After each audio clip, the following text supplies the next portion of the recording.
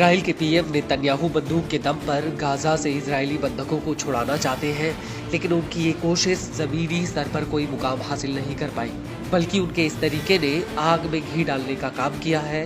दरअसल गाजा से कई ऐसी रिपोर्ट्स आई हैं जिनमें ये आरोप लगे हैं कि आईडीएफ की गोलीबारी में कई बंधकों की मौत हो गई। हालांकि आईडीएफ ने कभी भी इस बात को नहीं माना कि उसने जानबूझकर बंधकों को निशाना बनाया है। हाँ, ये जरूर है कि उसने ऐसी घटनाओं को अनजाने में हुआ बताया है।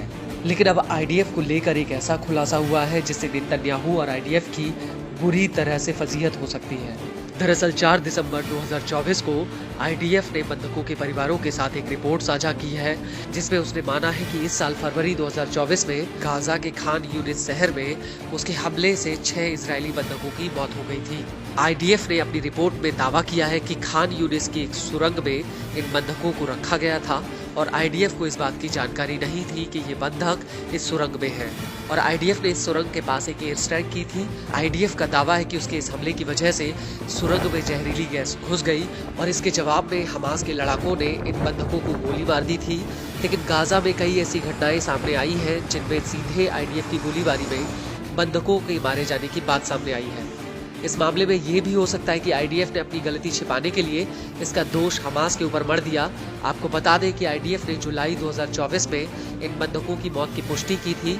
आईडीएफ का कहना है कि हमास ने शुरुआत में इन सभी बंधकों को एक सुरंग में न रखकर बल्कि अलग अलग रखा था, लेकिन जब दिसंबर 2023 में आईडीएफ ने खान यूनिस में हमले तेज किए तो इन 3 बंधकों को हम्मद इलाके की एक सुरंग में शिफ्ट किया गया, जहां पर 3 बंधक पहले से ही थे।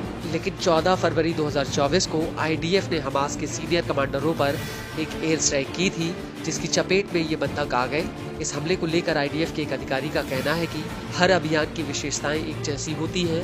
हम बंधकों को नुकसान पहुंचाने से बचने के लिए बेहद ही सावधानी बरतते हैं। यदि हमें पता होता कि बंधक वहाँ है तो हम हमला नहीं करते।